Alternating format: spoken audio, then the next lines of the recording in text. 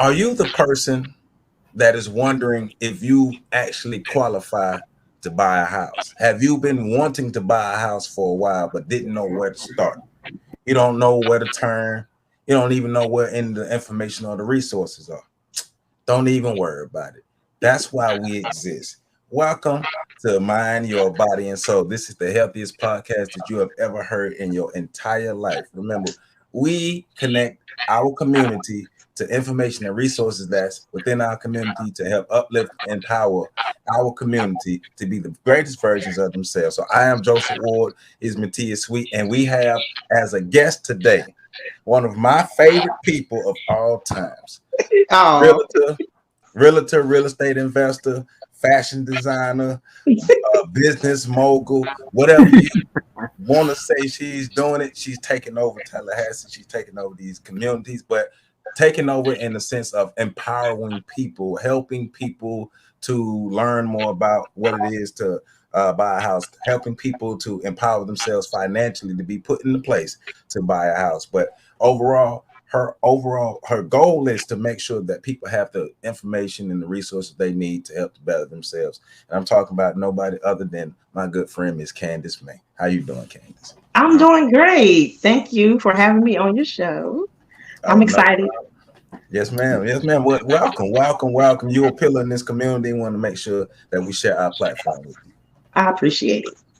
I'm ready. All right. All right. So Matthias, Yes, we trying to learn how to buy some houses, my brother. that's right. I need to buy Yes, a house. I need to buy a house. let's do it. So baseline. Let's start here, Candace. Well, Okay. actually, let's give people some background information Yeah. about yourself and how you got into real estate. Okay. Well, I'm Candace. I'm originally from Springfield, Ohio. I moved to Tallahassee for college. I graduated from Florida State. I have a bachelor's in criminology and community health education. Okay. I've also have a degree in paralegal assisting. I was a paralegal for 15 years. I worked for Department of Children and Family and the Public Service Commission. I'm currently in real estate full time. I started off investing in real estate, and then, through my travels, I noticed, hey, I want to help people buy a house. A lot of people want to buy a house. It's an overwhelming process. It can be. I think I can offer assistance. So I decided to become a realtor and help people buy homes. I got into real estate. I was interested in, I guess, in like my early 30s, but I have two daughters, so life just wasn't, doing what it's supposed to do for me. And so, I just educated myself on the process so that way I could familiarize myself with it to invest. I started investing, held off on it for a little bit, and then tapped back in, about 3 years ago.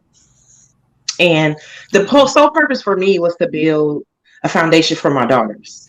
Growing up, in the projects, not having a lot of money, I didn't want that for my daughters. So I knew the best way, just through researching, always being in tune with finances, that real estate was a really good option to be able to give my daughters something like a head start in life. So that's what really sparked it, was, the wealth building that you can create with real estate. Because I feel real estate is like the best, surest way to build wealth, if you have the right strategy and you do it correctly. Okay. Okay. Well, that sounds like we finna learn But a I got a lot. question, Joe. I already got a Go ahead. question. Go ahead. Yeah. Jump it up. So, Joe said you were a realtor and then a real estate investor. What is Yes. the difference? So people know, do I need Okay. to look for an investor or do I need to look for a realtor? No. So if you want to buy a house, you want to look for a realtor. So Okay. realtor slash real estate agent slash real estate sales associate, that's someone that's going to help you buy a house. That's the person that's going to connect you with lenders, going to help you with putting in offers on your home, send you home. So that's the person you want to use to actually execute with buying your primary residence. Now, real estate investor is someone that you could partner with, say on rental properties or fix and flips, things like that. So that's a little bit more advanced, for some people. After you buy your house, maybe you may want to buy a rental property. Okay. Gotcha. Because that was gonna be a question I was gonna ask as But I well. got another one. My Go mind ahead. is twirling. Man, Yes, ask I me love my questions. brother. Okay, so I like HGTV. And what I'm saying, for Okay. most people who don't be home buying, you look at the TV and it's a 30-minute clip, and I'm like, hey, how they do all this in 30 minutes? And they say, yeah, I do the offer, boom. is HGTV the same way that I'm going to be purchasing my house like that? Is it going to go that same process? Like, am I already going to know what I have, what I don't have? How does that work? Because the HGTV make it look like it's so simple, It's not. and it's That's not the false. same way. I don't think a lot No. of people. I think they can look at HGTV, and I go out and boom, in 2 days I'm in a house. So I just want to try to get that little myth out there. Yeah, no, so that's false news. And so for that show particular, it's so more so geared towards like flipping houses, renovating houses for people. But that the renovation process can be quite tedious. And so, that it could be 6 months to a year, to renovate a house. Some people can do it in 3 months, just depends on what happens when you open up the wall, the floor. So yeah, that's a no. So when it comes to the buying process, it could depend on your financial situation, where you're at, what homes are available, what you qualify for. That's the time frame you're looking at when buying a house, and that can help be determined with the realtor, and the lender can determine like how long this process is going to be. And then also like where you want to live, what type of amenities you want in your house, the neighborhood, all that. It's kind of one of those things you want to give yourself a year. I always tell people, once your finances are in order, you want to give yourself a maximum of a year to find the house. I mean, now everybody's situation is different. So say your lease is up in June, you're ready to go now. So now we have to create that strategy. But yeah, no, that's false news. It don't happen like that. Okay.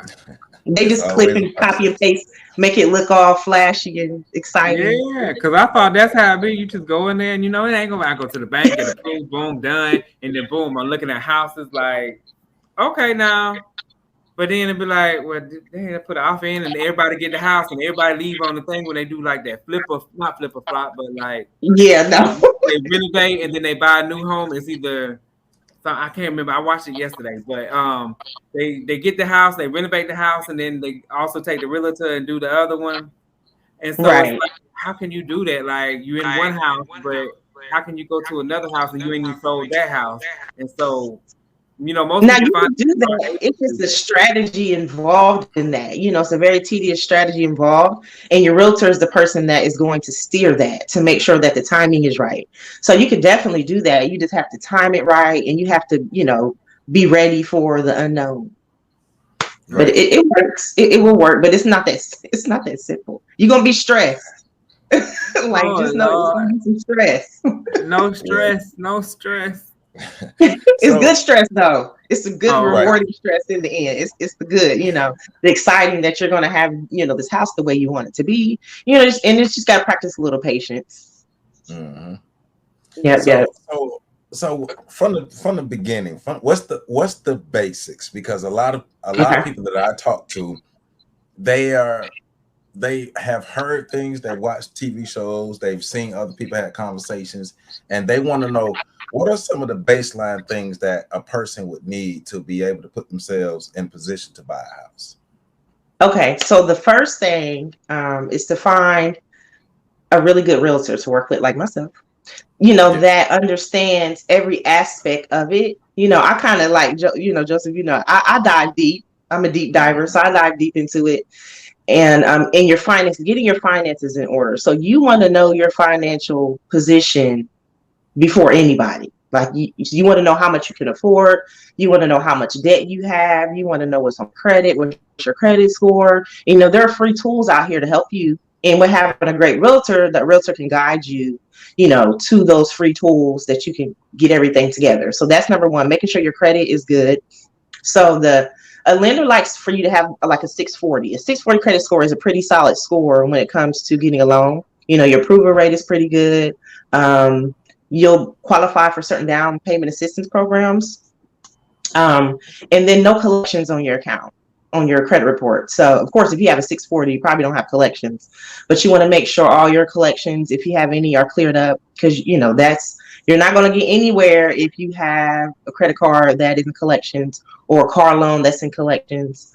So you want to make sure you get those resolved. Now you can resolve those with a credit repair specialist, or you can sign up for a program like Identity IQ, where you can see your credit and then do it yourself. if you're a motivated person. Right. Now, one thing is medical bills. So medical bills do not disqualify you from purchasing a home. And so I want to put that out there because I meet a lot of people who's like, oh, I have all these medical bills. Lenders don't look at medical bills as a disqualification, but what medical bills will do is it will drop your credit score. So, Gotcha. depending on where your credit score is, you may have to pay some of those medical bills off. You may not, but they're factored a little bit differently, and they got new laws coming out that are actually adjusting that. Okay. But so your finances, you want to make sure you have your finances in order. Your credit score is a minimum of a 640. You want to make sure you have no collection accounts on your credit. You want to make sure your student loans are in good standing. They don't have to be paid off, but they do not need to be delinquent. And then I like my clients to have money saved, because although there are down payment assistance programs out here that will help you with purchasing the house as far as the down payment and some closing costs, you want to have a nice cushion, when you go into a house, just so you can be comfortable and just ease your mind that you're not, living paycheck to paycheck that first year that you're in the house. Right. So after you have your finances in order, then you're going to apply for the loan. So the realtor that you pick, that awesome realtor that you pick, like myself, they're going to refer you to different different lenders that meet your financial criteria. So there's different type of loan products out here. Depending on how your income is, your household size, you have lenders that will, you can qualify for different down payment assistance program like Florida Housing. You have TLC. You have Hometown Heroes. So Hometown Heroes is a new program that came about during COVID. It's for healthcare professionals. It's for essential workers like preschool teachers, police officers. And what they do is they give you money towards purchasing a home because you're an essential worker, which is awesome. So that's a program that a lot of, clients that are in those professions, I like for them to use. And then you have different banks like credit unions that will offer a 0% financing, which means you have no down payment. You just are responsible for your closing costs. And that's, normally for people who may be, I say, I don't know, like 1099, independent contractor people, or people who may just have different things going on with their finances that other lenders may not qualify them for. Like with different credit unions, they use portfolio loans, which is not an FHA loan. So there's different things that a lender can overlook. So it really just depends on your financial situation. I'm not a lender, but I know a little bit about loans. So once you apply for the loan and you get your approval amount, then you can start shopping for a home.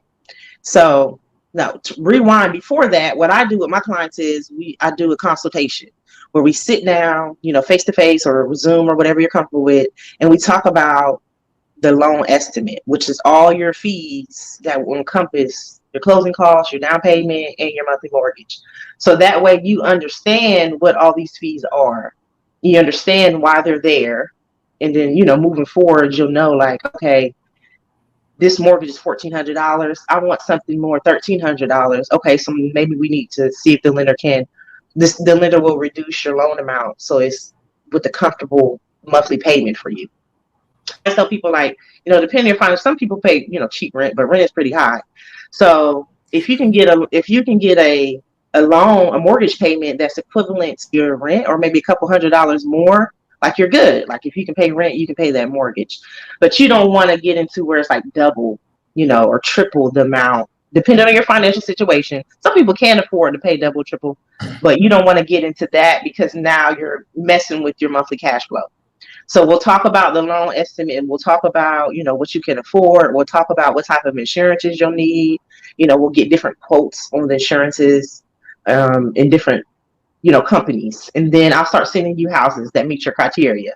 Now, depending on what you're approved for, you may have to adjust with the type of house you want to buy. So typically, most houses on the market now, 3.2s are going to be like 175 and up. So if you're approved for 150, then you may have to settle for a 3.1. If you don't want to settle for a 3.1, we can wait to see if miraculously a 3.2 or 4.2 will come on the market in your price range, or you can wait until your income increases so you can qualify for more. So, the home shopping process is a process in its own. We'll go out, we'll look at houses, we'll talk about the houses. Then you'll submit an offer on a house. Once you find one you like, you'll submit the offer. We'll negotiate terms. Always try to negotiate closing costs. They can only say no. Right. And then once we negotiate and we have a signed contract, now we get into the closing process where you're going to get an inspection. I highly recommend every buyer get an inspection. Do not buy a house without an inspection. Whether you be a first-time home buyer, second, third, investor, get an inspection so that you know what's going on with the house. Based on your inspection report, you can request repairs, or we can talk about to see if something that you can fix on your own, and make sure the house qualifies for the loan and for the insurance that you're going to get. So once we get past that process, the lender will order an appraisal. Now, appraisals are huge because if the house doesn't appraise for the contract price, now we got to go back to negotiating.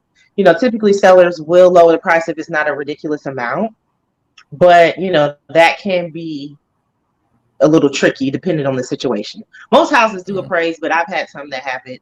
And then of course, if your house appraises for more, you win it. And then after appraisal process, then you go to closing. You'll sign your life away. They'll send you all these documents.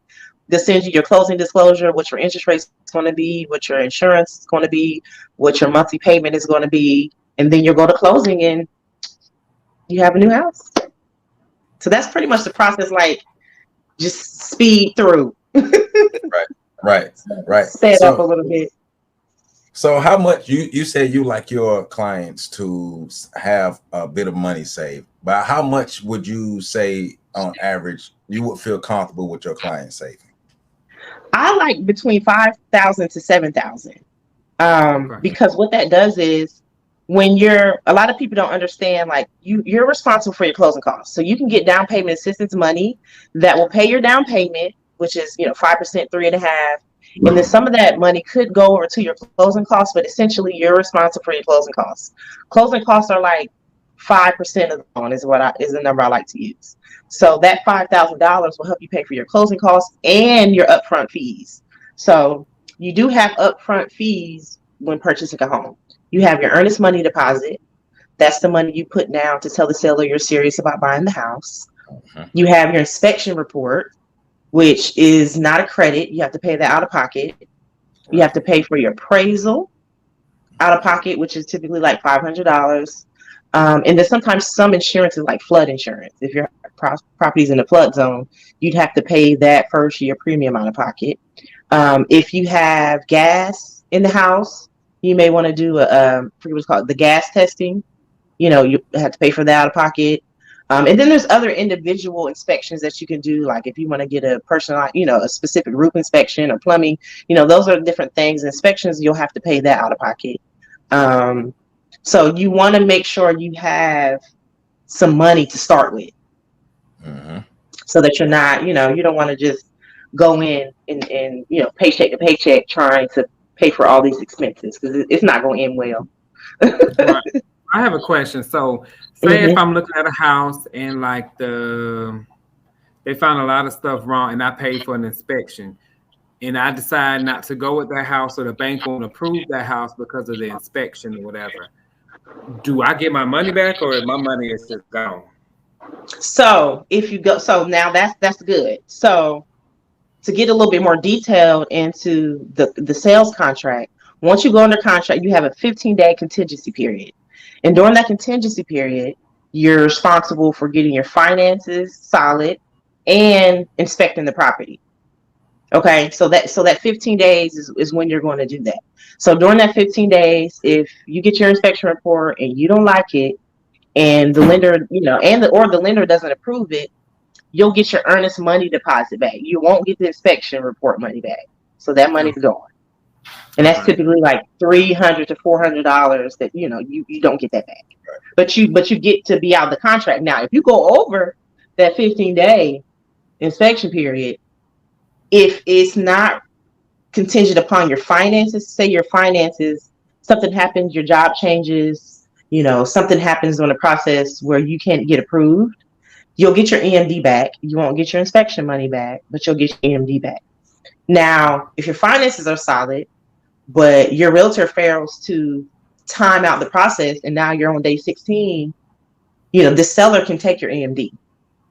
So you want to make sure that you withdraw from the contract before that 15-day or 10-day, whatever you guys have negotiated, so that you can get your EMD back. It's very important that us realtors make sure we protect our buyers' money and we're not losing it because we're not paying attention to dates. Right. And the seller, sometimes sellers will give you a back, but I haven't seen that. They'll just take it. Right. Because they took their home off the market, they've lost market days, so they have to be compensated for that. Mm-hmm. But that's why I know you stress it, but that's why I stress to read your seller's contract and make sure, like you said, have a good realtor that's on top of things and not somebody who's just realtor by title, but the actions follow. Right.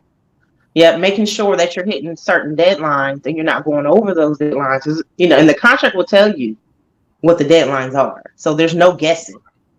There's no guessing game. And another important deadline is the closing date. So in Florida, you can have on or before, but there's no on or after. So say you're scheduled to close on the 15th and your lender's not ready. The seller can say, well, I have another buyer that I'm going to go with. So you'll get your EMD back, but you've lost your inspection, you lost your appraisal, you lost all that money that you put up because, your lender's not ready. So it's very good that your lender also adheres to dates as well so that we're not losing the client's money. Right. Mm-hmm. Right. Okay. So the question I had, in the beginning of the buying process, or even for people who are looking into the buying process, the word on the street is powerful. So right. we often hear about the first-time home buyer program and the FHA loan, but you also talked about the neighborhood heroes. So a person who is looking to buy a home, whether it's a $165,000 house or $1 million house or whatever, but let's just say with these people that can use these programs, how do they determine whether the first-time home buyer program is better for them, or the FHA program, or even the neighborhood heroes? What's the difference in the programs, and how do people determine what works best for them? Okay. Well, I'll give my disclosure. I'm not a lender, but I know a little bit about loans, like the basics. Mm-hmm. So it depends on your household size. So a lot of these loan down payment assistance program does have an income cap to it. So you can make too much to qualify, and the lender knows that. The lender should know that, up front during that 15-day period. And if the lender doesn't, then now the lender has to figure out what you can qualify for and how they can make that work for you. But, normally the lender will know if you qualify for that based on your income size. So, of course, if you're a single person, you make $70,000, you might not qualify for a down payment assistance program. But if you're a single person, you have 2 children and you make $50,000, then you most likely you will. And then if you don't, then they can shift you into an FHA loan program where you're putting 3.5% down.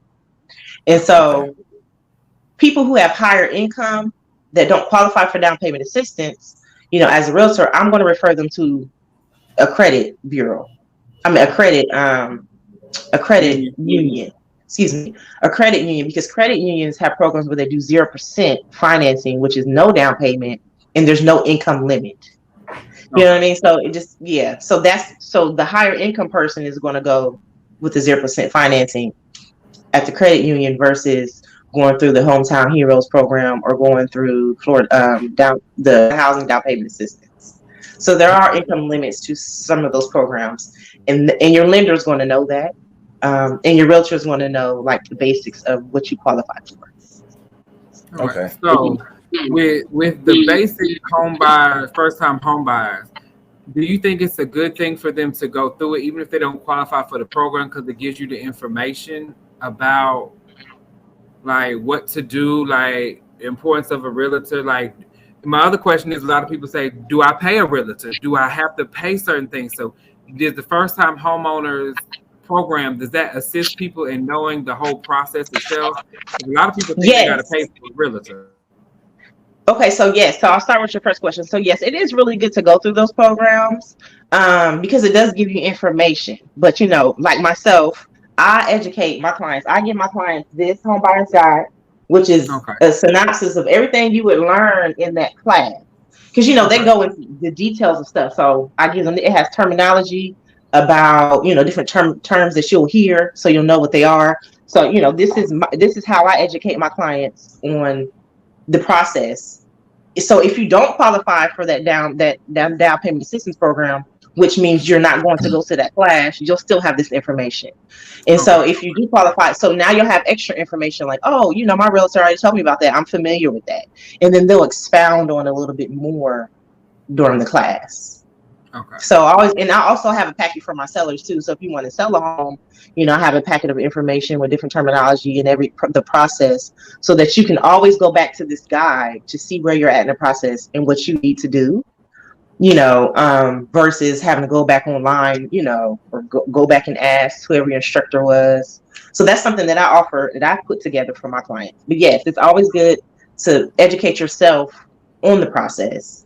And make sure whatever realtor you're using is also educating you as well, because this is a huge purchase. This isn't a little thing, and so you want to make sure all aspects of buying a home, all the way to, I talk to my clients about, I send them a follow-up email, a couple months after they bought, about how to maintenance your home, making sure you're changing your air filters, making sure you're blowing off your roof to expand the life, making sure you're keeping your yard upkept, for mosquitoes. Just like little stuff like that is what I do, because that helps you maintain your home. Because as a homeowner, now you're responsible for repairs. So just like a car, you get an oil changed, you want to take care of your home as well.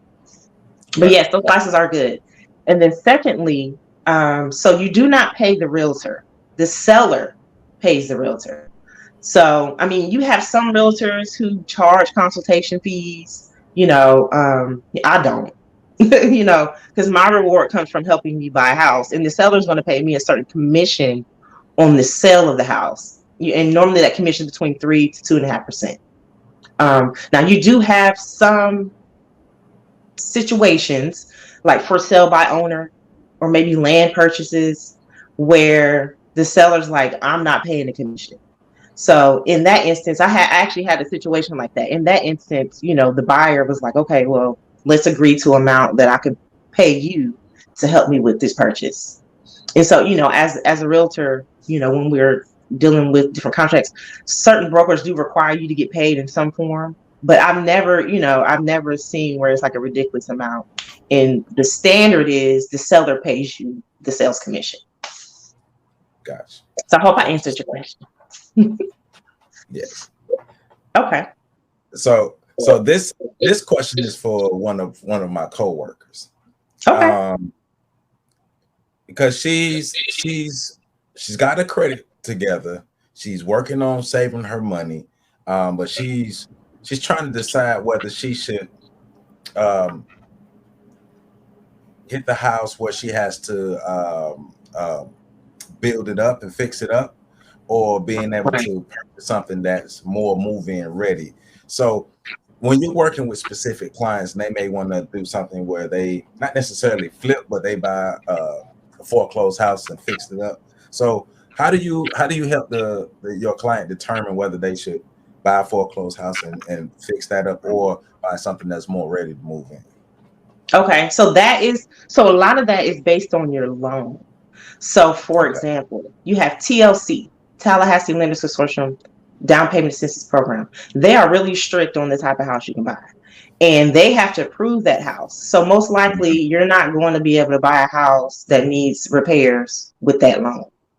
Okay, so then you have Florida Housing, which is another FHA program where they're not really strict, but it still needs to be in livable condition. So you're going to have a nice kitchen, a bathroom, no leaks in the roof. The roof is going to have at least 5 years of life expectancy. So, and then you have, the credit unions that have portfolio loans where you could get they can maybe not be so strict on the house. Like if it doesn't have appliances, but you're still gonna have to have 5 years of life expectancy for the roof, the major appliances, the major components like the roof, the HVAC, the plumbing, because what you don't want to run into is not being able to get insurance. So if you buy a house that doesn't have the major components, don't have 5 years of life left, which is the roof, the HVAC, the plumbing, the water heater, then you're not going to qualify for insurance and you're not going to qualify for the loan.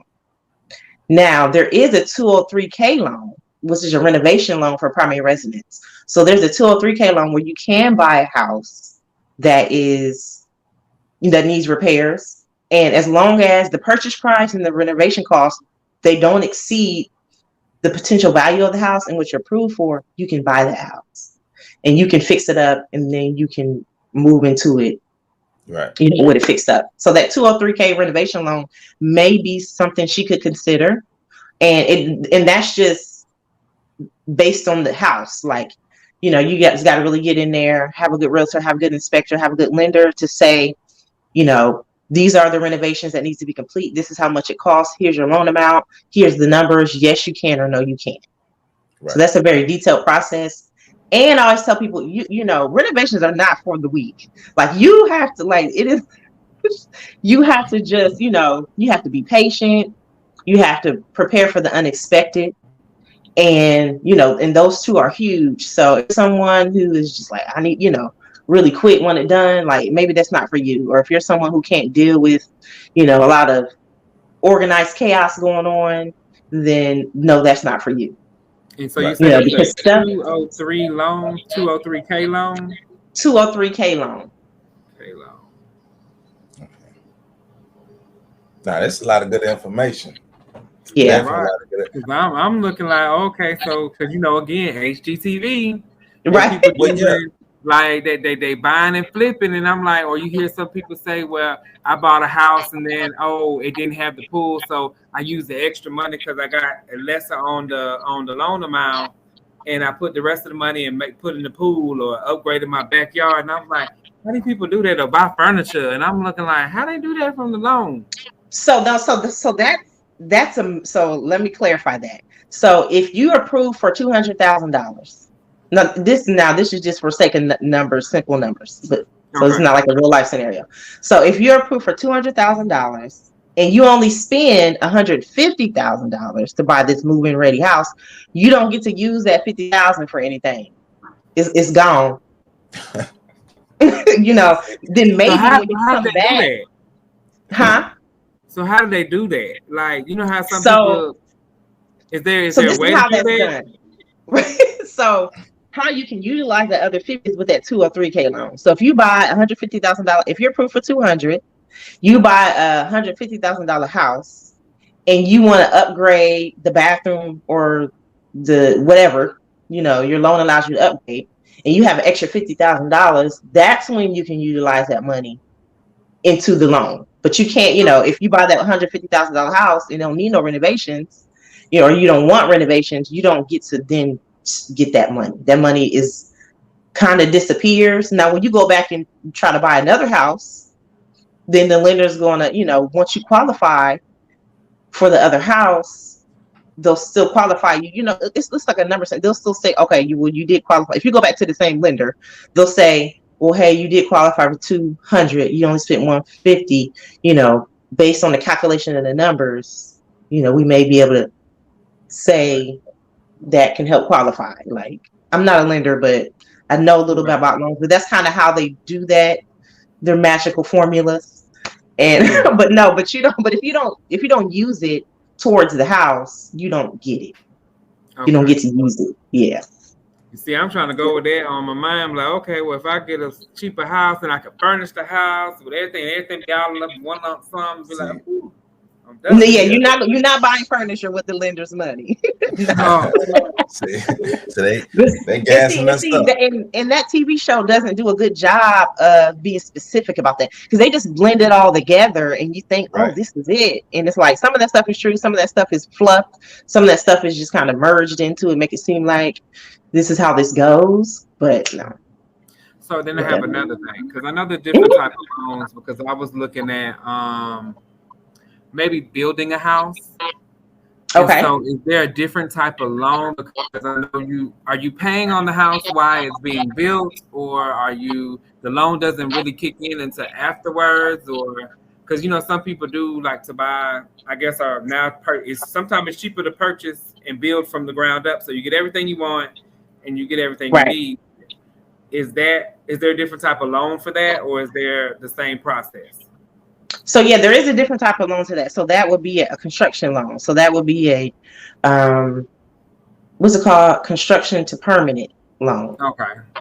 So you would get a construction loan. So I believe you are required to make like monthly payments throughout the process. Okay. And there are extra fees that your lender are not going to pay for that you're required to pay out of pocket for this new construction.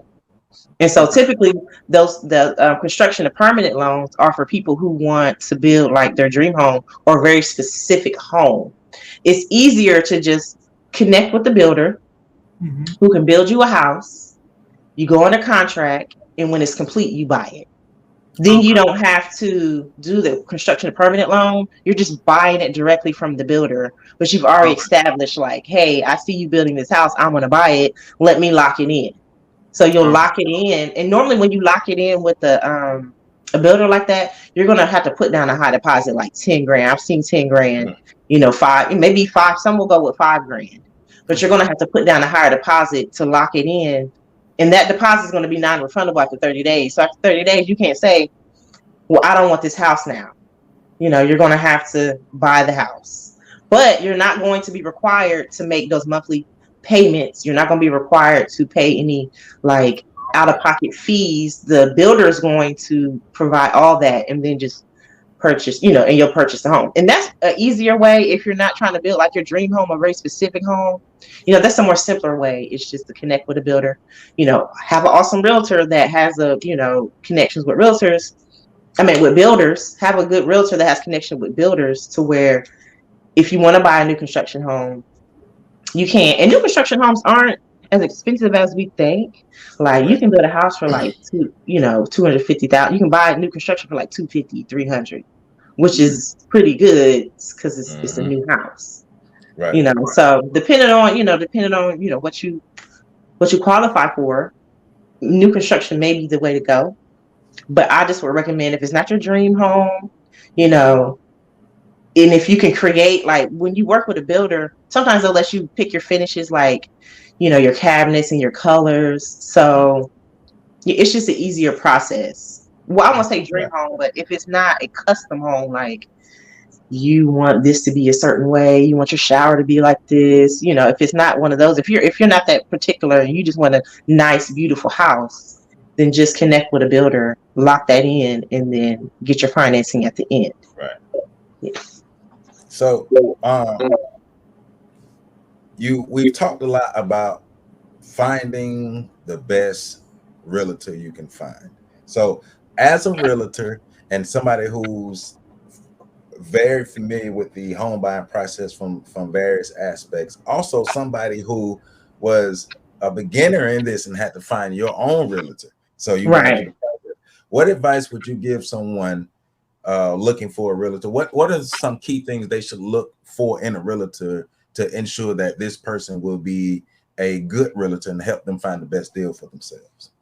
Okay, well, don't get me in trouble with my fellow realtors, but No so names. So you want to make sure your realtor communicates, because communication is huge. Like, you have to over communicate, but you want to make sure they're communicating and they're giving you information, like, so that you're comfortable with buying this home. So I always encourage people, sit down and talk to your realtor first. That way, make sure your personalities match, make sure this person is paying attention to the details that you want. And then, and maybe meet with a couple realtors, just to see the different styles. Everybody has a different style, and for me, I don't mind meeting with someone if you're not approved. A lot of realtors, they won't meet with you until you have that approval letter. And for me, I think that, that does a disservice to people and that kind of discourages them. It's like, hey, you can't even meet with me. You know what I mean? Like I'm not that, for me, I guess I'm not that high up to think that I can't meet with someone and they're not ready to buy for 2 years, So make sure that realtor is, communicating with you, is willing to meet with you, to talk you through the process, to talk you through, to answer all of your questions. And then also, this is going to be kind of sticky, but, for me, I wanted to know that my realtor has bought a house before too. You know what I'm saying? Like, I want to know that you went through the process on your own, because that means you really understand this. Now there are some realtors that haven't bought a house and they don't want to, and they've been in the business long enough where I understand it. But I feel like if you've gone through the process on your own, then you really can help me. So that's another thing, making sure that they, have bought a house on their own, making sure that they're being very responsive to you, and making sure they're showing you houses that you want. If you have a realtor who's like trying to steer you towards a neighborhood or a particular house, if you guys haven't have a conversation and they're like, well, hey, these are the houses you can afford, so this is it, then, make sure they're communicating with you about houses that are available in your price range and not just sending you, anything, so that's important. Communication and experience. And you can pretty much tell that from having a conversation with someone. Right. And ask them questions. Ask them, you can go online and Google questions to ask a realtor. Ask them those questions and see how they answer them. See if they're fluent when answering it, to make sure that they are understanding the process. They know about timelines and dates. So, yeah. So my other question is, hope that answers your question. How do they go and find, how do you really go find a realtor? Like, do you have to go to like open houses? Do you just Google? Because I know you see some things that are out there that are like big name brands, kind of like the big Fortune 500 companies. And then you have some other people that are small realtors. How do you know who's like, I get the communication part, but how do you know who to choose? Or where do you go? Is there a certain thing you just go to different open houses and say, hey, vibe and talk with them? Or is there like a place like I just Google realtor? Or how do you know who to pick versus like a company versus a smaller company? Yeah. So honestly, it's really, it is kind of like, kind of the luck of the draw type thing, I guess, and so you can Google realtors and then, a list of names will come up, and then you can look at their reviews to see if they have reviews. Like if you Google my name, Kandis May, you'll see my Google information. You'll read all my reviews. If they have good reviews, okay, yes. You can also go to open houses. Open houses are good. So you can go to open houses and you'll meet realtors there. Realtors are always at open houses, even the realtor that's putting on the open house, and can have that face-to-face interaction, with them. Facebook, Facebook is a good source to search realtors, and you'll have a list come up. Also, these down payment assistance programs, they have a referral source for realtors. And, the major companies have, good realtors in them too, as well. So, you can go online, you can go to open houses, those are some different ways that you can. Yeah. Or you can ask someone that is a homeowner and say, hey, who did you use? And that may be more comfortable. Like, hey, my person, because I get a lot of referrals. Like, my business is a referral base, so I get a lot of people who refer, like my past clients, they enjoyed their experience, and then they refer me their friends and family. And so that's also a safer way, because someone that has actually experienced this person. Right. Now some people will go on Zillow, and click, contact agent, and then you can do that too. Yeah. So I know one thing for me that made me comfortable is knowing, like, we don't have to be best friends, but what type of relationship do we establish? But what type of person are you overall as well? Right. How do you just engage in regular human interaction or regular business on an everyday basis? Right. If you're just a genuine good person from there and you know your stuff, then yeah, I can ride with you. But that is a good question you asked, because it is. I know in the beginning, let's say like 5 years ago, it was quite overwhelming trying to find a realtor, because there's so many different realtors and there's so many companies. And you see these names. It's a lot. Because it starts with these names, and around here, which the big name real estate agencies and things. Yeah. So you Because they look pay at for them, they pay for the marketing money. right, So you're gonna see but them then first, right? but then I do like the advice you gave though, because it needs to be an interpersonal relationship. I'm making Yeah, big purchase, and right. you Because need you're to. telling this. Oh, I'm sorry. I didn't know. I'm sorry. I No, didn't mean to cut you off. go No, ahead. I didn't mean to cut you off. Go ahead. Now I'm just saying, like the realtor is like the coach, so I need a good Yeah. coach on my team. Right. And you're letting this person into your personal world. They're knowing about your finances, where you live, and all this stuff. So, that's why I like to meet with people, because I'm be asking you some personal questions. Yeah, And I need to know that you're comfortable. I give my disclaimer, this is a confidential conversation. I'm not going to share your information with anyone, but I'm going to ask you some personal questions about your finances. And the lender's going to ask you personal questions about your finances, your situation. So you just want to be comfortable with that person, knowing they're professional, and Google people. Like, when I do business with people, I go that I don't know, I Google people. I Google their personal page. Let me see how you are personally, you know. And then, and look at that from just, make sure that you're comfortable with that person overall. You're comfortable, they're knowledgeable, and they answer your questions. Because, that's a huge thing. Like when I get people who say, I was working with this other realtor, but they just weren't communicating and they weren't answering my questions. And so I hear that a lot. So I always make sure that I give people enough information that they can either find their own answer. And of course, you can always, I'm available, text me, call me, email me, and I'll answer your question as well. Yep. Home buying process. It's a process, but Yes. I can tell you this: once you go, for a lot of people, the biggest fear is going to be the thoughts that you create in your mind. Yeah. You're gonna do it to yourself. I'm telling you, Yeah. you're gonna do it to yourself. It's overwhelming, but it's doable. Like, it's doable. Anyone can be a homeowner now. Right. I purchased my first home. Now, these numbers don't stand true today, Right. but I purchased my first home. I worked part-time. I made $25,000 a year. I purchased a $50,000 house. And so a lot of people think that you have to be rich to buy a house. You don't. You just you have to have good credit, little money saved, you have consistent income. And it just depends on how much of a house you qualify for. It's not that you can't purchase, it's just how much do you qualify for. So you don't have to be rich to buy a house. There you go. I don't know no other. That's the best way to close this out. That is. Be affordable and be smart with your money. Yeah. Yeah. So you gave a lot of great information. So if somebody see this interview and they say, you know what, I want Miss Kandis May to be my realtor, how do people get in contact with you? Well, you can call me. My phone number is 850-329-5199. You can also go to my website, which is www.kandismaureen.com. You can reach out to me on Instagram, which is @Kandis Maureen, or you can search me on Facebook, Kandis Maureen May. Everything's Kandis Maureen on the platform. You can Google me, Kandis May. I'll come up. But give me a call. I like to talk to people. I mean, I will text and email if that's convenient for you, but give me a call. I answer my phone. I like to talk to people. So again, my number is 850-329-5199, and I look forward to earning your business.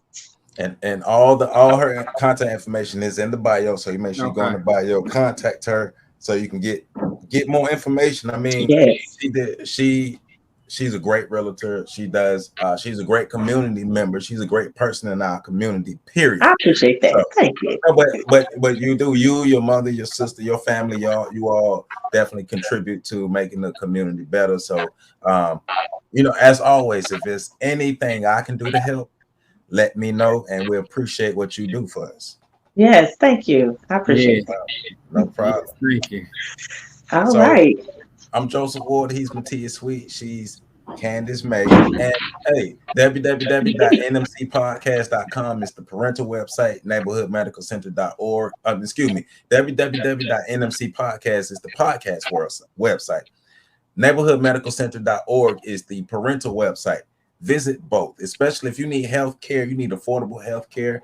You in the underserved community, www.neighborhoodmedicalcenter.com. Make sure you stay tuned for all of the upcoming interviews that we have. And we have more street interviews coming. We got more street interviews coming for you from our campus areas where we can get a lot of our safe sex information out. But this is where it's at. Mind your body and soul. Hey, we'll see you guys next time. All right.